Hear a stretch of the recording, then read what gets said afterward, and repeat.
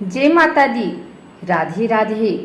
आइए सुनते हैं आज शुक्रवार के दिन मां अन्नपूर्णा की यह कथा। एक समय की बात है, काशी निवासी धनंजय की पत्नी का नाम सुलक्षणा था। उसे अन्य सब सुख प्राप्त थे, केवल निर्धनता ही उसके दुख का कारण थी। यह दुख उसे हर समय सताता था।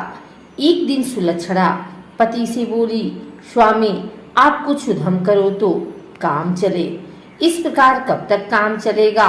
सुलक्षणा की बात धनंजय के मन में बैठ गई और वह उसी दिन विश्वनाथ शंकर जी को प्रसन्न करने के लिए बैठ गया और कहने लगा, हे देवाधिदेव विश्वेश्वर, मुझे पूजा पाठ कुछ आता नहीं है, केवल तुम्हारे भरोसे बैठा हूँ। इतनी विनती करके वह 2-3 दिन भूखा प्यासा बैठा रहा। यह देखकर भगवान शंकर ने उसके कान में अन्नपूर्णा अन्नपूर्णा अन्नपूर्णा इस प्रकार 3 बार कहा। यह कौन क्या कह गया? इसी सोच में धनंजय पड़ गया कि मंदिर से आते ब्राह्मणों को देखकर पूछने लगा, पंडित जी अन्नपूर्णा कौन है? ब्राह्मणों ने कहा, तू अन्न छोड़ बैठा है, सो तुझे अन्न की ही बात सूझती है। जा घर जाकर अन्न ग्रहण कर। धनंजय घर गया, स्त्री से सारी बात कही। वह बोली, नाथ चिंता मत करो, स्वयं शंकर जी ने यह मंत्र दिया है, वे स्वयं ही खुलासा करेंगे। आप फिर जाकर उनकी आराधना करो। धनंजय फिर जैसा का तैसा पूजा में बैठ गया। रात्रि में शंकर जी ने आज्ञा दी, कहा तू पूर्व दिशा में चला जा। वह अन्नपूर्णा का नाम जपता जाता और रास्ते में फल खाते जाता, झरनों का पानी पीते जाता। इस प्रकार कितने ही दिनों तक चलता गया। यहाँ उसे चांदी सी चमकती वन की शोभा देखने में आई, सुंदर सरोवर देखने में, या उसके किनारे कितनी ही अप्सराएं झुंड बनाए बैठी थीं। एक कथा कहती थी और सब मां अन्नपूर्णा इस प्रकार बार बार कहती थी। यह अगहन मास की उजेली रात्रि थी और आज से ही व्रत का आरंभ था। जिस शब्द की खोज करने वह निकला था, वह उसे वहां सुनने को मिला। धनंजय ने उनके पास जाकर पूछा, हे देवियों, आप यह क्या कर रही हो? उन सब ने कहा, हम सब मां अन्नपूर्णा का व्रत कर रहे हैं। व्रत करने से की गई पूजा का क्या होता है? यह किसी ने किया भी है? इसे कब किया जाए? कैसा व्रत है? मैं क्या इस व्रत को कर सकता हूँ?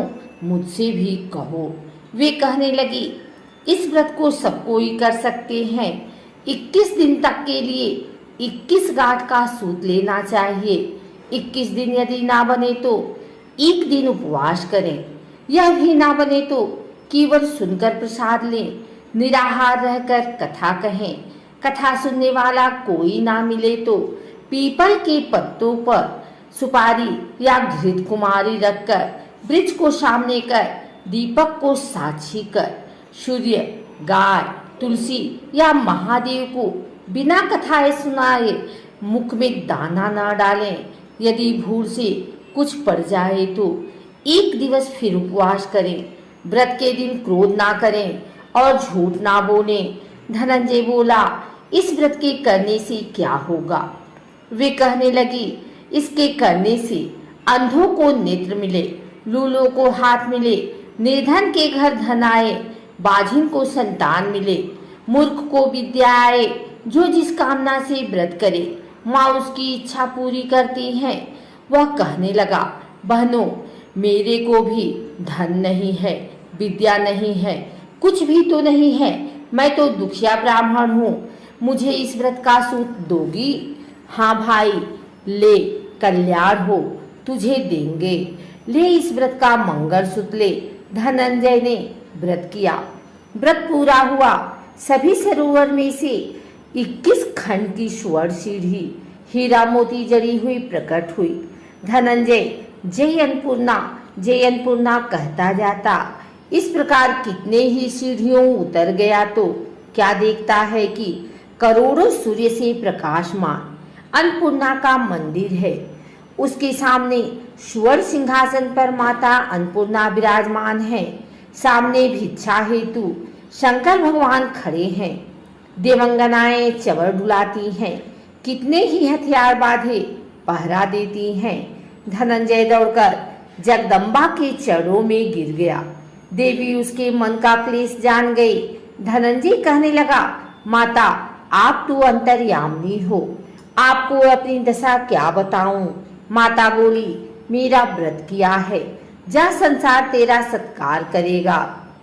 माता ने धनंजय की जीवा पर बीज मंत्र लिख दिया। अब तो उसके रोम रोम में विद्या प्रकट हो गई। इतने में क्या दिखता है कि वह काशी विश्वनाथ के मंदिर में खड़ा है। माँ का वरदान ले धनंजय घर आया। सुलक्षणा से सब बात कही। माता जी की कृपा से उसके घर में संपत्ति उमड़ने लगी। छोटा सा घर बहुत बड़ा गिना जाने लगा। जैसे शहद के छत्ते में मक्खियां जमा होती हैं, उसी प्रकार उनके सगे संबंधी आकर उसकी बड़ाई करने लगे। कहने लगे, इतना धन और इतना बड़ा घर, सुंदर संतान नहीं तो इस कमाई का कौन भोग करेगा। सुलक्षणा से संतान नहीं है, इसलिए तुम दूसरा विवाह करो। अनिच्छा होते हुए भी धनंजय को दूसरा विवाह करना पड़ा और सती सुलक्षणा को सौत का दुख उठाना पड़ा। इस प्रकार दिन बीतते गए। फिर अगहन मास आया। नए बंधन से बंधे पति से सुलक्षणा ने कहलाया कि हम व्रत के प्रभाव से सुखी हुए हैं, इस कारण यह व्रत छोड़ना नहीं चाहिए। यह माता जी का ही प्रताप है जो हम इतने संपन्न और सुखी हैं। सुलक्षणा की बात सुन धनंजय उसके यहाँ आया और व्रत में बैठ गया। नई बहू को इस व्रत की खबर नहीं थी। वह धनंजय के आने का राह देख रही थी। दिन बीतते गए और व्रत पूर्ण होने में 3 दिन बाकी थे कि नई बहू को खबर पड़ी। उसके मन में ईर्ष्या की ज्वाला दहक रही थी। सुलक्षणा के घर आ पहुंची और उसने वहां भगदड़ मचा दी। वह धनंजय को अपने साथ ले गए। नए घर में धनंजय को थोड़ी देर के लिए निद्रा ने याद आया। इसी समय नई बहू ने उसके व्रत का सूत तोड़कर आग में फेंक दिया। अब तो माताजी का क्रोध जाग गया। घर में अकस्मात आग लग गई। सब कुछ जलकर खाक हो गया। सुलक्षणा जान गई और पति को फिर अपने घर ले आई। नई बहू रूठकर पिता के घर जा बैठी। पति को परमेश्वर मानने वाली सुलक्षणा बोली, नाथ घबराना नहीं, माताजी की कृपा अलौकिक है। पुत्र को पुत्र हो जाता है पर माता को माता नहीं होती। अब आप श्रद्धा और भक्ति से आराधना शुरू करो, वे जरूर हमारा कल्याण करेंगे। धनंजय फिर माता के पीछे पड़ गया। फिर वही सरोवर सीढ़ी प्रकट हुई। उसमें माँ अन्नपूर्णा कहकर वह उतर गया। वहां माताजी के चरणों में रुदन करने लगा। माता प्रसन्न हो बोली, यह मेरी स्वर्ण की मूर्ति ले, उसकी पूजा करना, तू फिर सुखी हो जाएगा। जा, तुझे मेरा आशीर्वाद है। तेरी स्त्री सुलक्षणा ने श्रद्धा से मेरा व्रत किया है, उसे मैंने पुत्र दिया है। धनंजय ने आंखें खोली तो खुद को काशी विश्वनाथ के मंदिर में खड़ा पाया। वहां से फिर उसी प्रकार घर को आया। इधर सुलक्षणा के दिन चढ़े और महीने पूरे होते ही पुत्र का जन्म हुआ। गांव में आश्चर्य की लहर दौड़ गई। मानता आने लगा। इस प्रकार उसी गांव के निसंतान सेठ के पुत्र होने पर उसने माता अन्नपूर्णा का मंदिर बनवा दिया। उसमें माताजी धूमधाम से पधारी, यज्ञ किया और धनंजय को मंदिर के आचार्य का पद दे दिया।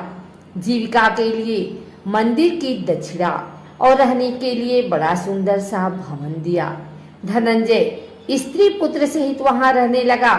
माता जी के चढ़ावे में भरपूर आमदनी होने लगी। उधर नई बहू के पिता के घर डाका पड़ा, सब लुट गया। वे भीख मांगकर पेट भरने लगे। सुलक्षणा ने यह सुना तो उन्हें बुला भेजा, अलग घर में रख लिया और उनके अनुवस्त्र का प्रबंध किया। धनंजय, सुलक्षणा और उसका पुत्र माताजी की कृपा से आनंद से रहने लगे। माताजी ने जैसे इनके भंडार भरे वैसे सबके भंडार भरे।